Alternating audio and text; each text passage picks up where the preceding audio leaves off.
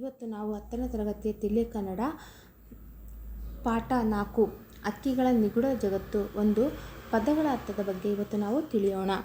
ಅನಂತ, ಕೊನೆ ಇಲ್ಲದ, ಅವಘಡ, ತೊಂದರೆ ಅಥವಾ ಅಪಾಯ, ಉರಗ ಮೀನ್ಸ್ ಹಾವು ಅಂತ ಕರಿತೀವಿ.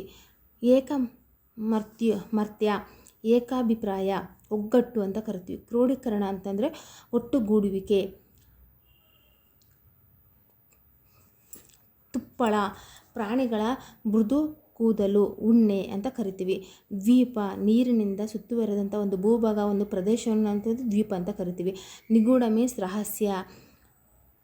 ಪಥ, ದಾರಿ, ಹಾದಿ ಅಂತ ಕರಿತೀವಿ. ಅದೇ ರೀತಿಯಲ್ಲಿ ಫಲಶ್ರುತಿ, ಪರಿಣಾಮ, ಫಲಿತಾಂಶ ಅಂತ ಕರಿತೀವಿ. ವಾಸ್ತುಶಿಲ್ಪ, ಕಟ್ಟಡಗಳನ್ನು ಕಟ್ಟುವಂಥ ಒಂದು ಕಲೆ. ವೈಪರೀತ್ಯ, ವಿರೋಧ, ಅಸಂಬದ್ಧ. ಸಂಜೀವಿನಿ, ಜೀವ ಕೊಡುವಂಥ ಒಂದು ಮೂಲಿಕೆಯನ್ನು ನಾವು ಸಂಜೀವಿನಿ ಅಂತ ಕರಿತೀವಿ. ಸರೀಸೃಪ, ನೆಲದಲ್ಲಿ ಹರಿದಾಡುವಂಥ ಒಂದು ಪ್ರಾಣಿಯನ್ನು ಸರೀಸೃಪ ಅಂತಂದರೆ ಹಾವು ಆಗಿರ್ಬೋದು. ಮತ್ತು ಸಕಾರ, ಆಕಾರದಿಂದ ಕೂಡಿರುವುದು. ಅದೇ ರೀತಿಯಲ್ಲಿ ನಾವು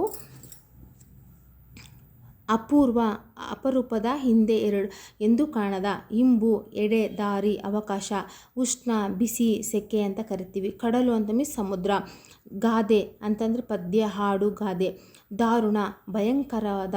ನಭ, ಆಕಾಶ, ಮೋಡ ಅಂತ ಕರಿತೀವಿ. ನಿಬಿಡ, ದಟ್ಟವಾದ ಒಂದು ಕಾಡನ್ನು ನಿಬಿಡ ಅಂತ ಕರಿತೀವಿ.